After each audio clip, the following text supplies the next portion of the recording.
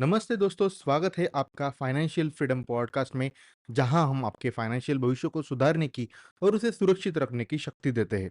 चाहे आज आप कितना भी अच्छा क्यों ना कमा रहे हो, पर अगर कुछ पैसा बच नहीं रहा, तो आपका भविष्य खतरे में है। केवल ज़्यादा कमाने से नहीं, बल्कि पैसों को बचाकर उसे अच्छे से मैनेज यानी व्यवस्थापन करने से ही आपका जीवन संवर जाएगा और सुधर जाएगा। मैं वैभव, आपका होस्ट और दोस्त, इस पॉडकास्ट में स्वागत करता हूं, जहां आप सीखोगे कि आपका पैसा कैसे बचाना चाहिए और उसकी शुरुआत कहां से करनी चाहिए। तो चलिए शुरू करते हैं बिना किसी देरी के।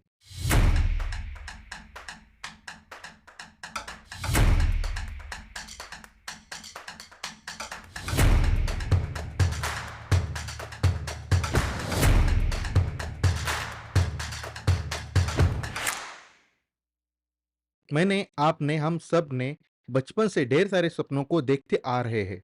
जैसे दुनिया के हर कोने में घूमना, मन चाहे चीजों को खरीदना, महल जैसे बड़े घर में रहना। पर बड़े होते होते हमें ये समझ आता है कि हमारे जीवन का हर एक दिन पैसों से शुरू होता है और पैसों पर ही खत्म होता है, पर बचता कुछ भी नहीं। तो ऐसे में हमारी लाइफस्टाइल को मेंटेन करते हुए अपने ड्रीम्स को कैसे पूरा करें, ये काफी मुश्किल बात लगने लगती है।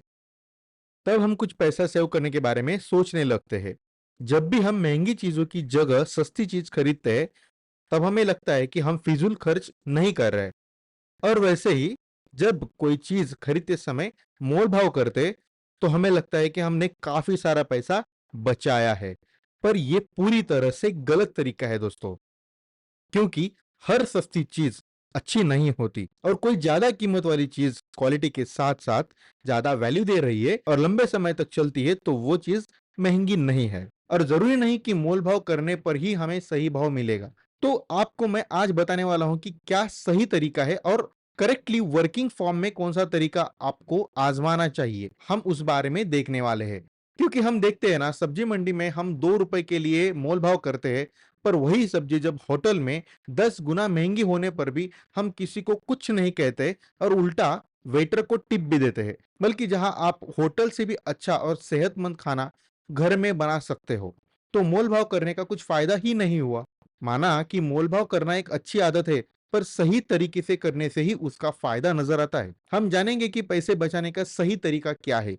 आपकी ये शुरुआत नई है, ये मानकर मैं आपको बताना चाहता हूं कि आपकी इनकम कितनी है ये मायने नहीं रखता, पर सभी जरूरतों को पूरा करते हुए आप कितना पैसा बचा रहे हो, ये मायना रखता है। हमें हमारी लाइफस्टाइल करंट लाइफस्टाइल से भी बेहतर इन फ्यूचर में बनानी है, और साथ ही साथ हमारे ड्रीम्स को भी कंप्लीट करने हैं। तो उसके लिए हमें अच्छी खासी सेविंग करनी है। तो प्रॉपर प्लानिंग से ही ये सब होने वाला है। तो वो प्लानिंग क्या है, हम ये समझ लेते हैं। ज्यादातर लोग इनकम मिलने पर पहले खर्च करते हैं, और फिर बाद में जो बचा हुआ पैसा है, उस पैसों को सेविंग समझते हैं और उसको कहीं पे इन्वेस्ट वगैरह करते हैं। पर एक्चुअली में होता क्या है दोस्तों, मैं आपको बताता हूँ कि जब भी आप किस चीज को मोल भाव करते हो और वो आपका बचा हुआ पैसा आपके बैंक अकाउंट में या फिर आपके जेब में रहता है, वो पैसा कहीं से ना कहीं से तो वो खर्च हो ही जाता है, क्योंकि उस पर हमारा कंट्रोल नहीं होता। जब हम पहले खर्च करते हैं ना, तो हमें ये महसूस नहीं होता कि हमारा पैसा जरूरत की चीजों पर कितना खर्च हो रहा है और फिजूल की चीज पर कितना। इसीलिए इनकम जमा होने के बाद तुरंत ही आपकी सेविंग होनी चाहिए, और जो भी बचा हुआ पैसा है, वो पैसा आपके खर्चों के लिए रहना चाहिए। और ये सब करने के लिए अंदाजे से नहीं, बल्कि कैलकुलेशन से ही काम करना पड़ेगा। तो वो कैलकुलेशन क्या है, मैं आपको बताता हूं। सबसे पहले आपको समझना होगा कि आपका खर्च कितना है। सबसे पहले आपको समझना होगा कि आपका महीने का खर्च कितना है। तो उसके लिए शायद आपको पिछले 6 या 12 महीने का भी खर्च आपको देखना पड़ेगा, उसका लेखा-जोखा देखना पड़ेगा, आपके ट्रांज़ैक्शन हिस्ट्री देखनी पड़ेगी। तब आप समझ सकते हो कि हाँ, आपका पैसा कितना ज़रूरत की चीज़ पर रहना चाहिए और फिज़ूल का खर्च कहाँ-कहाँ हो रहा है, तो ही आप उसे कंट्रोल कर सकते हो।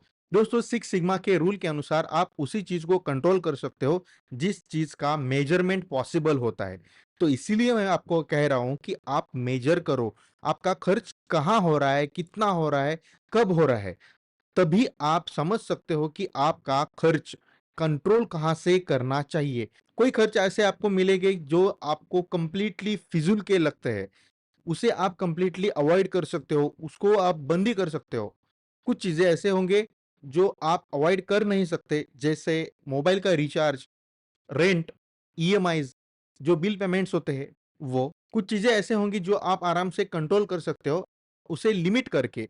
फॉर एग्ज़ाम्पल बाहर का खाना, महीने में अगर आप बाहर का खाना 4 बार खाते हो, तो उसे लिमिट करके आप 1 या 2 बार तक कर सकते हो। और जहाँ-जहाँ भी पॉसिबल हो सकता है ना, वहाँ-वहाँ आप बार्गेन करना चाहिए।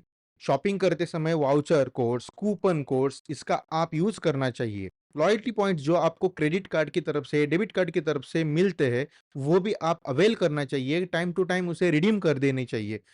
अगर यूज़ नहीं करोगे तो वो ऐसे भी लैप्स होने वाले हैं। तो वही रिडीम करके आप ज़रूरतों की चीज़ों पर आप खर्च करने के लिए क्या प्रॉब्लम है? तो इससे ये होगा कि आप एक्स्ट्रा की सेविंग कर सकते हो। दोस्तों मान लेते हैं कि आपकी जो महीने की इनकम है वो 50,000 रुपए है और आपका टोटल खर्च जो है महीने का वो 30,000 है। अभी आपके बच कितने रहे? 20,000। तो पहले खर्च करने के बाद वो 20,000 सेविंग या इन्वेस्ट करना ये बात सही नहीं है। तो इसलिए मैं आपको 2 रूल देता हूँ। जब भी आपकी इनकम आपके बैंक अकाउंट में आए तो आपको सबसे पहले 2 चीज़ें करनी होगी। पहली, सेविंग की अमाउंट सेपरेट बैंक अकाउंट में जमा करनी है।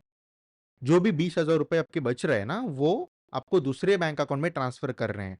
और दूसरी बात ये है कि आपके जो नेसेसरी खर्च है, जैसे रेंट, बिल का payment, utility bills, mobile recharge, EMI, ये जो खर्चे हैं, मैंडेटरी खर्चे, वो आपको पेमेंट करने हैं। और उसके बाद आपको जो भी महीने का राशन लगने वाला है, वेजिटेबल्स लगने वाले हैं, फ्रूट्स लगने वाले हैं, उसके लिए आप सेपरेट अलग से छोटा बैंक अकाउंट यूज़ कर सकते हो, दूसरा या फिर कैश विथड्रॉ करके आप घर में रख सकते हो, वो कैश। क्योंकि उससे क्या हो जाता है कि आपको समझ आएगा कि वो जो कैश है, वो जो पैसा है, सिर्फ़ उसी काम के लिए आपको लगने वाला है या फिर यूज़ करना है, दूसरे काम के लिए नहीं। और जो भी बचा हुआ पैसा है आपके बैंक अकाउंट में, वो खर्च करने के लिए आप कंप्लीटली फ्री है। चाहे आप शॉपिंग करो खुद के लिए या फिर आप घूमो या फिर मूवी को जाओ, बाहर खाना खाओ, कुछ भी करो। वो कंप्लीटली आपके ऊपर रहने वाला है कि आप क्या करना है।